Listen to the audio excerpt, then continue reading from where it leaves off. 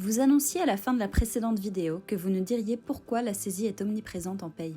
Alors déjà le fait que la paye soit à base de montants et de net à payer à des collaborateurs a fait qu'on a placé la paye au sein des cabinets comptables. L'exemple même étant le cabinet d'expertise comptable. Est-ce que vous savez qu'à l'époque où je créais Conseil RH, il y avait un débat entre l'ordre des experts comptables et l'ordre des avocats pour savoir qui devait être en charge de la production des fiches de paye. Et l'ordre des avocats arguait du fait que la fiche de paye représentant le contrat de travail, c'était à eux à la produire. In fine, les experts comptables ont pu exercer du droit des sociétés en faisant du conseil juridique au niveau de la création des sociétés, à la condition qu'ils conservent la comptabilité de cette société-là. Mais c'est parce qu'ils avaient déjà des collaborateurs en charge de saisie et d'intégrer des écritures que finalement, ils ont gardé la paye au sein de leur cabinet.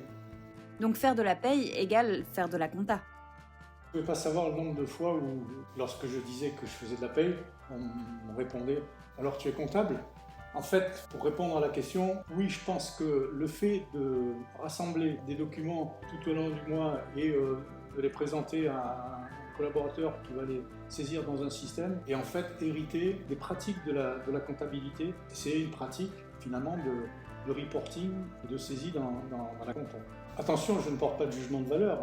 Conseil RH n'a pas échappé à ce type de pratique pendant très très longtemps. Aujourd'hui, c'est mon raisonnement d'aujourd'hui. Effectivement, il faut voir de tout temps comment les artisans vont déposer chez le cabinet d'expertise comptable leurs documents au sein d'une enveloppe où il y a tout, les factures, les bordereaux, les éléments, et effectivement un collaborateur s'en saisit pour les intégrer dans un système.